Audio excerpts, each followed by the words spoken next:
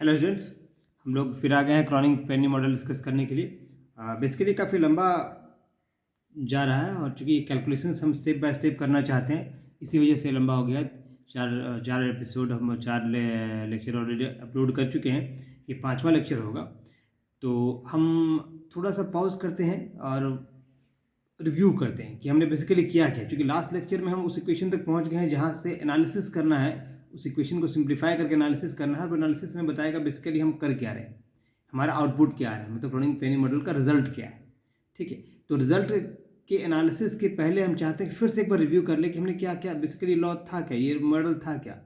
ठीक है, हम इस बार क्या सिर्फ कुछ बेसिक इक्वेशंस लिखेंगे, डेरिवेशंस को स्किप करेंगे और फाइनल उस इक्वेशन तक आएंगे, फिर उसको सिंप्लीफाई करेंगे और सिंप्लीफाई करने के बाद नेक्स्ट वीडियो में उसकी एनालिसिस करेंगे। उसका एनालिसिस करेंगे ग्राफ वाइज, ग्राफिकल मेथड को यूज़ करते हुए। चलिए, तो हम लोगों ने क्रॉनिक पेनी मॉडल का पहला एजम्पशन था कि electrons are moving in one dimensional periodic potential। और क्रॉनिक पेनी ने क्या कहा, ये जो पीरियोडिक पोटेंशियल है वो कैसा है। सेकंड पॉइंट, ये पीरियोडिक पोटेंशियल का फॉर्म उसने कैसा लिया, पीरियोडिक पोटेंशियल का जो फॉर्म लिया वो तो one dimensional array of square well, 1D में वन डायमेंशनल। ठीक है, 1D array of square well.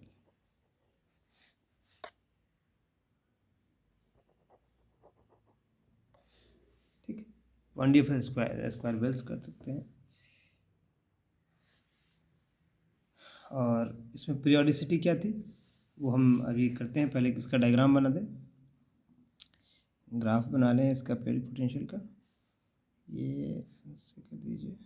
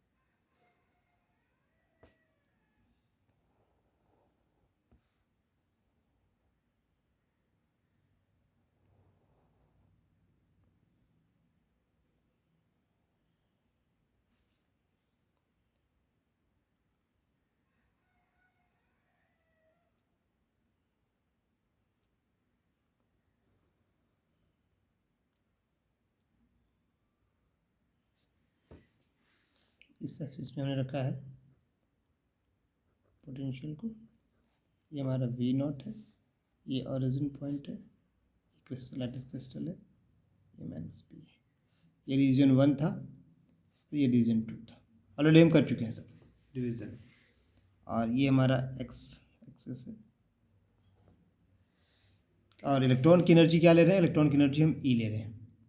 E आपका इलेक्ट्रॉन की एनर्जी था और E कंडीशन एज्यूम कर रहे हैं, E is less than V not. जो पोटेंशियल आपका पोटेंशियल यहाँ मैक्सिमम V नॉट है और यहाँ पे 0 है।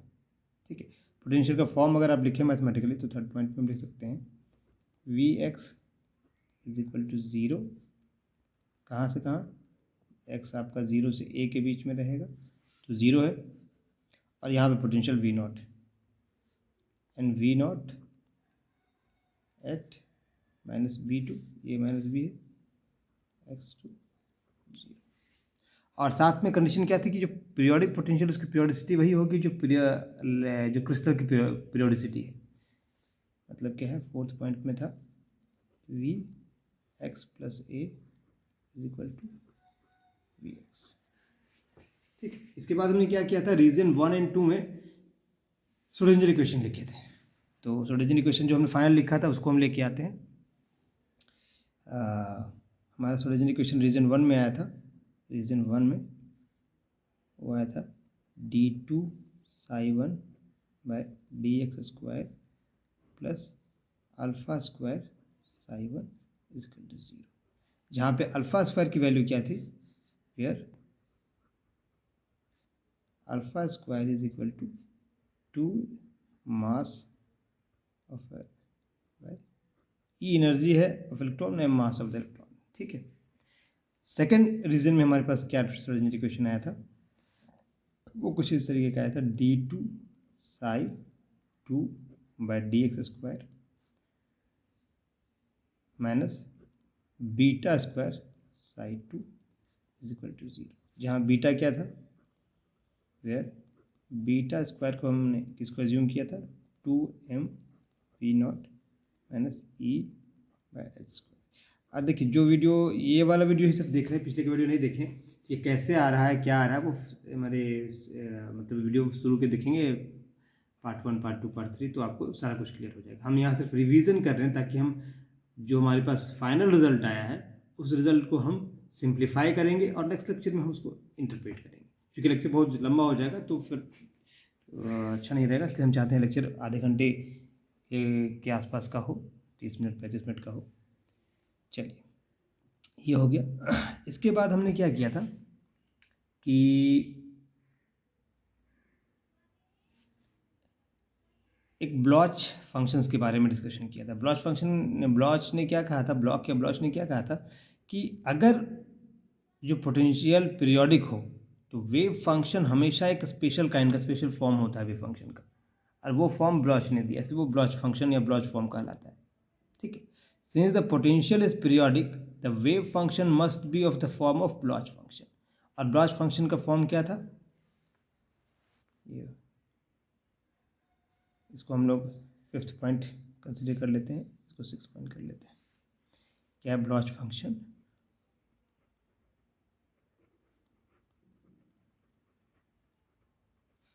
उसने कहा वेव फंक्शन अगर पीरियोडिक फंक्शन का आपने पीरियोडिक पोटेंशियल के अंदर निकाल रहे हैं तो आपका इस तरह के फॉर्म में होना चाहिए, ई आई के एक्स यू के एक्स। इसके लिए प्लेन वेव है, तो मतलब ये फंक्शन जो होगा प्लेन वेव के साथ प्रोडक्ट आप ले रहे हैं यू के, जहाँ पे यू के एक्स जो है ये भी पीरियोडिक और इसकी पीरियोडिसिटी भी वही। अब इस फंक्शन को हम चाहते हैं कि हमारा जो डिफरेंशियल इक्वेशन है श्रोडिंगर इक्वेशन, उसको हम ब्लॉच फंक्शन के फॉर्म में लिखें। तो हमने कैलकुलेट करके दिखाया था आपको, मैं फाइनल रिजल्ट यहाँ पे लिखूंगा 7 पॉइंट में। तो हम लोग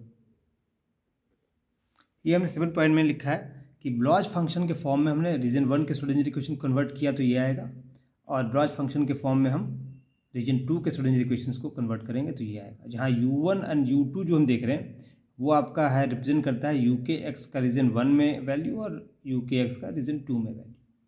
ठीक है। चलिए अब इसके बाद हमने क्या किया था, सॉल्यूशन। हमने कहा था कि ये श्रोडिंगर इक्वेशन आ गया, इसको सॉल्व करेंगे। अब इसका जो सॉल्यूशन होगा, आपको श्रोडिंगर इक्वेशन का सॉल्यूशन कैसे आता है आपको पता है, कैसे सॉल्व करते हैं डिफरेंशियल इक्वेशन। तो उसके लिए जनरल सॉल्यूशन हमने लिखा था कि द जनरल सॉल्यूशन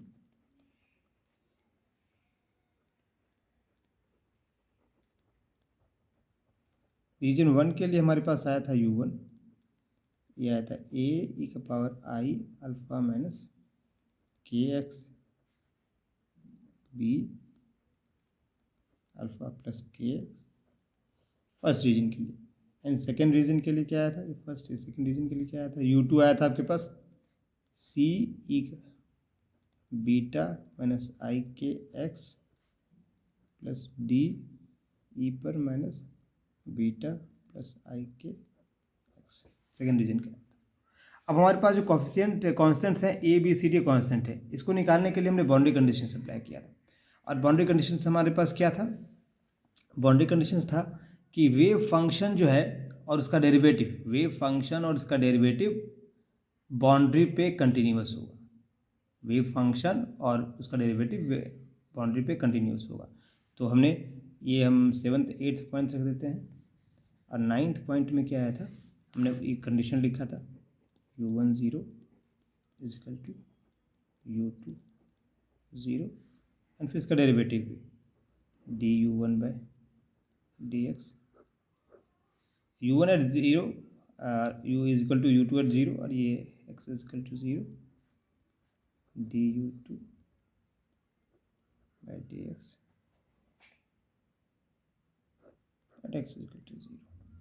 और दूसरा कंडीशन क्या था दूसरे बाउंड्री पे, u1 at a is equal to u2 at minus b and du1 by dx at x is equal to a is equal to du2 by dx at x is equal to minus b। ठीक है, तो ये हमारे पास u1 u2 जैसे भी लिखा होगा मैंने, चाहे रोमन में लिखा होगा या 2 लिखा होगा, मीनिंग वही है आपका। ठीक है, u1 u2 में यहाँ ऐसे लिखते हैं, वहाँ देख लीजिएगा जैसे हो सकता है 1 और 2 करके लिखे हों, तो उससे फ़र्क नहीं पड़ता है। अब इससे हमारे पास कि जब इस बाउंड्री कंडीशन को हम इसमें अप्लाई करेंगे सॉल्यूशंस में, तो हमारे पास जो इक्वेशंस आता है 4 इक्वेशंस आता है, यहाँ 4 फॉर्म है, 4 कंडीशन है, तो हम 4 इक्वेशन आएगा। और वो इक्वेशन हमारे पास जो आया था वो उस इक्वेशन लिख ही देते हैं। इक्वेशन आया था a plus B is equal to C plus D, first equation आया था इस कंडीशन से। सेकेंड, इस कंडीशन से हमारा जो इक्वेशन आया था वो आया था a आई अल्फ़ा माइनस के माइनस बीटा आई अल्फ़ा प्लस के। ये सारे हम कैलकुलेशंस कर चुके हैं, इसलिए सिर्फ यहाँ हम लिख रहे हैं रिवीजन के तौर पे, ताकि हम फाइनल टर्म को समझ सके कि जो आया था minus D beta plus first दोनों कंडीशन से आ गए, सेकंड से 2 इक्वेशन से आएंगे। इससे जो इक्वेशन आता है वो है ए ई पर आई अल्फ़ा माइनस के ए प्लस बी ई पर minus I alpha plus K A is equal to सी ई पर minus beta minus I K B plus D E पर beta plus I K B. और फोर्थ एंड लास्ट इक्वेशन जो इससे आया है वो है ए आई अल्फ़ा माइनस के ई पर आई alpha minus K A minus B I alpha plus K E पर minus I alpha plus K A and equal to C beta minus I K E पर minus beta minus I K B minus D beta plus I K E पर beta plus I K B. ये 4 equations हैं। अब ये 4 equations का solution हमारा non zero तभी होगा जब ए बी सी डी जो है उसके कोफिशिएंट का हम डिटर्मिनेंट वैनिश हो जाए। और इन चारों इक्वेशन का नॉन जीरो सॉल्यूशन तब मिल सकता है जब ए बी सी डी के कोफिशिएंट्स का डिटर्मिनेंट वैनिश करे। तो इसका डिटर्मिनेंट हमने लिखा था, तो 10 हो गया। 11वां पॉइंट में हम लिख रहे हैं डिटर्मिनेंट हमारा आया था 1 और फर्स्ट लिखते जा रहे हैं आई अल्फ़ा माइनस के ई पर आई अल्फ़ा माइनस के, फिर आया आई अल्फ़ा माइनस के। सेकेंड कॉलम में 1 आया था minus I alpha plus K A minus I alpha plus K E पर minus I alpha plus K ए। और थर्ड कॉलम में आया था 1 बीटा माइनस आई के, ऊपर से देख के लिख सकते हैं, ये उसी कोएफिशिएंट लिख रहे हैं ई पर आई के बी, और ये आ गया बीटा माइनस आई के ई का power minus beta minus I K B. और लास्ट कॉलम हमारा हो जाएगा 1 माइनस बीटा प्लस आई के exponential beta plus I K B, और ये हो जाएगा minus beta plus I K into exponential पर beta plus I K B, और ये डिटर्मिनेंट जो होगा हमारा that this should vanish is equal to 0। और इसी डिटर्मिनेंट को सॉल्व किया हमने 2 लेक्चर्स में, 2 वीडियोज़ में ये डिटर्मिनेंट सॉल्व किए, ठीक है। फर्स्ट और सेकेंड वीडियो में हमारे पास यहाँ तक पहुँचे थे कंडीशन तक, थर्ड एंड फोर्थ वीडियो में हमने इस डिटर्मिनेंट को सॉल्व किया और इक्वेशन लाया। हम डायरेक्ट अब उस इक्वेशन पे जाएंगे जो हमारा फाइनल, इसको सॉल्व करने के बाद जो 11th पॉइंट 12th पॉइंट में हम क्या लिखेंगे, जो इक्वेशन हमारा सॉल्व करने के बाद आया था। वो कैलकुलेशन मैक्सिमम मतलब most of the standard books में नहीं दिया है, 1-2 बुक में दिया है, तो वो भी अपने तरीके से उसने दिया है। इसलिए मेरा मानना है कि आप एक बार उस कैलकुलेशन को ज़रूर कीजिए, पूरा स्टेप बाय स्टेप मैंने कर रखा है, आप स्टेप देखिए, वीडियो पॉज कीजिए, उसको कैलकुलेशन कीजिए और निकालिए, फिर आपको एक फील आएगा कि हाँ चलो ठीक है ये आ रहा है, ये आएगा। तो 11th पॉइंट हम लोग नेक्स्ट पॉइंट करते हैं। नेक्स्ट, हाँ, तो हमारा कितना पॉइंट यहाँ पर लिख चुके थे, लास्ट पॉइंट हमारा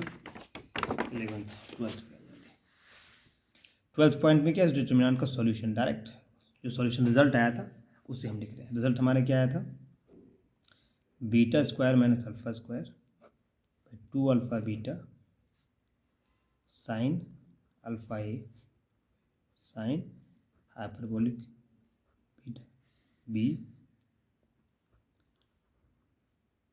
कॉस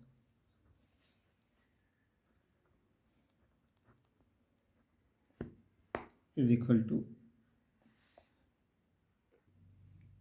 ये क्या हो गया, is equal to cos K A plus. ये हमारे पास डिटर्मिनेंट को सॉल्व करने का के बाद ही आया था। इसका मतलब क्या हुआ कि ये इक्वेशन जो है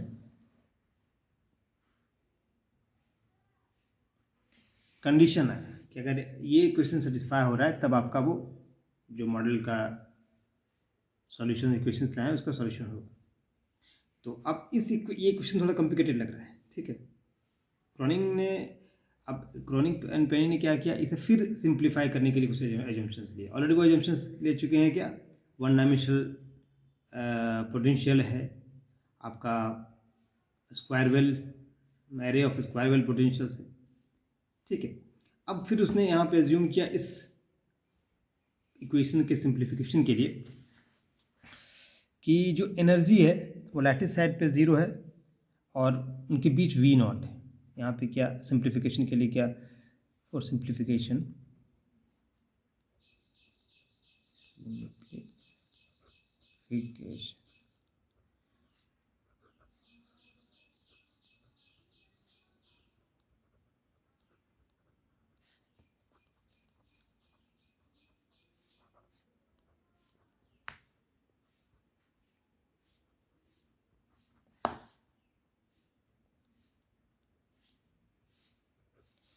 क्या एज्यूम किया, पहला एज्यूमशन लिया कि energy is 0 at lattice side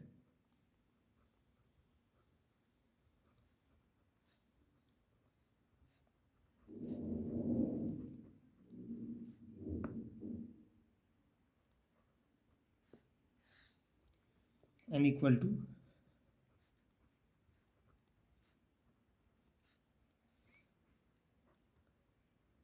V naught between them. और दूसरा एजम्पशन फिर क्या लिया उन्होंने कि height of the potential barrier जो है वो इनफाइनाइट है, width of the potential barrier जो है वो 0 की अप्रोच कर रहा है। उसने कहा हाइट ऑफ पोटेंशियल बैरियर मतलब and width of the barrier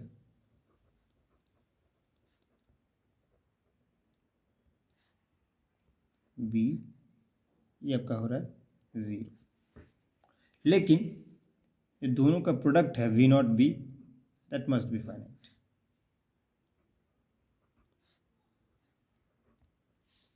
इसका मतलब क्या हुआ, बेसिकली ये डेल्टा फंक्शन का नेचर है ना।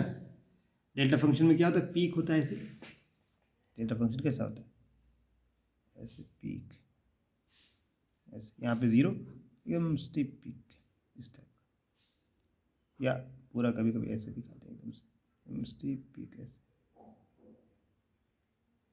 ठीक है, ये इन्फाइनाइट जाएगा, फिर इन्फाइनाइट जाएगा तो पीक एकदम ऐसे लाइन की तरह, यहाँ पे जीरो हो रहा है, ये कम हो जाएगा और ये आपका पीक एकदम आ रहा है यहाँ पे। तो आपके पास उसी को यहाँ लिख सकते हैं कि बेसिकली उसने क्या कहा कि this assumption is equivalent to Dirac delta function type potential, that is this assumption is equivalent to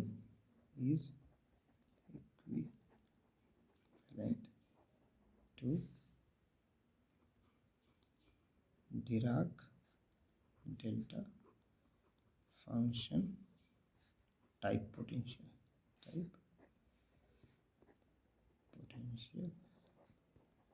energies V naught separated by A.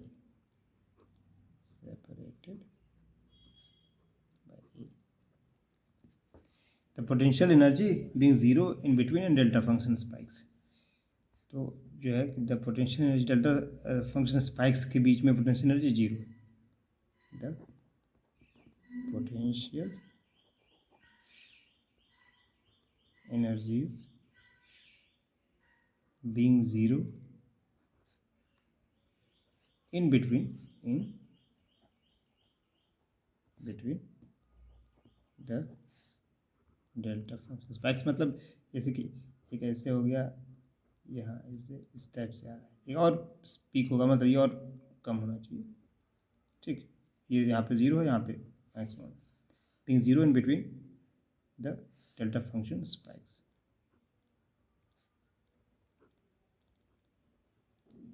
चलिए अब देखिए इन एजम्पशंस का इस पर क्या फ़र्क पड़ेगा, ये मतलब क्या इफेक्ट पड़ेगा। जब आप एज्यूम करते हैं कि बीटा ज़ीरो है, ये जो आपका एजम्पशन है कि बीटा ज़ीरो, तो उस केस में आपके पास जो साइन है, sine hyperbolic beta B, that is equivalent to beta B हो जाता है, और जो कॉस हाइपरबोलिक बीटा बी है, दैट इज इक्विवेलेंट टू 1 हो जाएगा। सिंस और जो कॉस वाला फंक्शन है आपके पास, कॉस के ए प्लस बी जीरो हो गया तो कॉस ए बच गया। अब इसको हम उस इक्वेशन में सब्स्टिट्यूट कर देंगे तो क्या आ जाएगा, देयरफॉर आपका जो इक्वेशन हो जाएगा आफ्टर इम्पोजिंग दीज एजम्पशंस हो जाएगा beta square minus alpha square 2 alpha beta, sine alpha hyperbolic था आपके पास, यह साइन अल्फा ए रह गया, साइन हाइपरबोलिक बीटा बी की जगह क्या आ गया, बीटा बी, और कॉस अल्फा ए रह गया, साइन कॉस हाइपरबोलिक की जगह 1, और ये आ गया कॉस के ए। तो ये हमारा फाइनल इक्वेशन है। अब इक्वेशन देखिए आप सिंप्लीफाई हो गया है थोड़ा, अब इसके आगे देखते हैं। ये हमारा एजम्पशंस को इंक्लूड करने के बाद सिंप्लीफाइड इक्वेशन आ गया। ठीक है, अब याद कीजिए बीटा और अल्फा क्या था हमारे पास, बीटा और अल्फा क्या था, बीटा का वैल्यू और अल्फा का वैल्यू हमारे पास जो था उसके हिसाब से हम निकालेंगे beta square minus alpha square. अभी हम आपको लिखे थे बीटा स्क्वायर क्या था, बेसिकली ये था 2m/h cross square v not minus E, और अल्फा स्क्वायर क्या था 2m अभी मेंशन करते हुए आए थे हम, रिव्यू कर या रिवाइज करते हुए ई आया था। अब दोनों को कंबाइन कीजिए, क्या आ जाएगा, 2m/² कॉमन आ गया और V0 माइनस 2e आ गया आपके पास, ये आ गया beta square minus alpha square.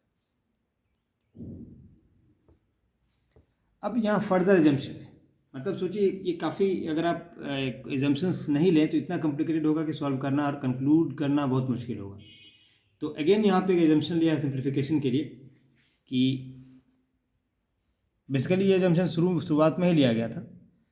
Basically है जो पोटेंशियल आपका है वो एनर्जी से बड़ा है, वहाँ मैंने सिर्फ बड़ा दिखाया था तो बहुत बड़ा कर लेते हैं ताकि यहाँ इग्नोर करें मैथमेटिकली, ठीक है। वहाँ भी जो हमने फर्स्ट लिखा था, हम चाहें तो इस जगह भी ये कर सकते हैं, फर्स्ट हमने कहीं लिखा था, ये लिखा है ना, तो ऐसे कर दीजिए, इस इक्वेशन को हम वहाँ पे लिख देते हैं, इसी एजम्पशन को यहाँ यूज़ करेंगे।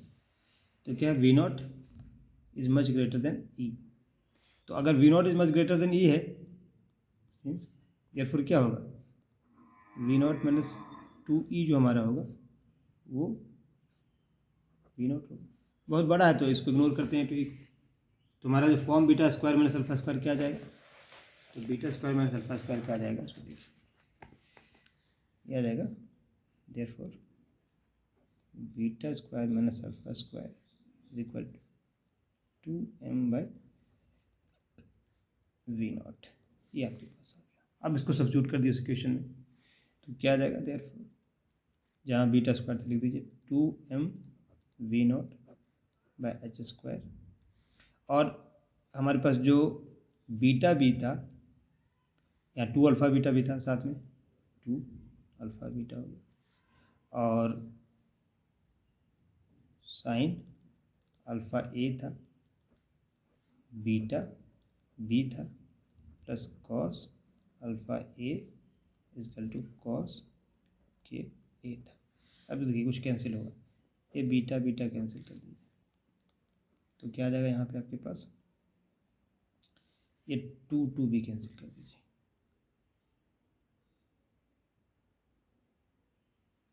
तो क्या बचा, m और V0 B/h² alpha sine alpha A plus cos alpha A is equal to cos K. ये आपका फाइनल इक्वेशन आ गया। सिंप्लीफिकेशन, अब ये सिंप्लीफिकेशन करके हम यहाँ तक लेके आए। आगे क्या करेंगे, थोड़ा सा और मैनिपुलेशन मतलब थोड़ा सा हम चेंज करते हैं ताकि और एनालिसिस में हमको मदद मिले। देखिए इक्वेशन आपके पास जितना आसान होगा, सरल होगा, एनालाइज करना, उसका रिजल्ट कंक्लूड करना आसान होगा। इक्वेशन बहुत कॉम्प्लिकेटेड होगा तो एनालिसिस बहुत मुश्किल हो जाता है, विजुलाइज करना मुश्किल होगा। तो अब हम क्या करते हैं, इसको ए से ऊपर नीचे मल्टीप्लाई करते हैं। तो यहाँ पर हमने ए कर दिया MA V0 B/h², h² यहाँ ने दिया, और यहाँ पे हमने अल्फ़ा ए, इस अल्फ़ा को ले लिया और ए से जो डिवाइड किया था वो, मतलब देखिए ए से मल्टीप्लाई से डिवाइड किए हैं, और ये बाकी जगह पे रह गया कॉस अल्फ़ा कॉस के। अब इस टर्म को हम एक नया नाम दे देते हैं, क्या नाम दे दिए, P, रहेगा P sine alpha A by alpha A plus cos alpha A is equal to cos K A.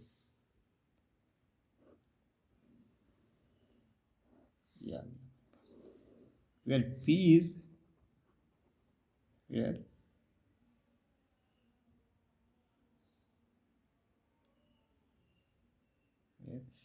P क्या है, P is equal to MA/h² V0 B। और इसको आप h क्रॉस को अगर आप लिख दें h के टर्म में तो क्या आ जाएगा, h/2 होता है h क्रॉस से h/2, h²/4π², 4π² ऊपर चला जाएगा, तो इसको इस तरीके से भी लिख सकते हैं 4π² MA/h² V0 B। ये आपका पी का फॉर्म होगा।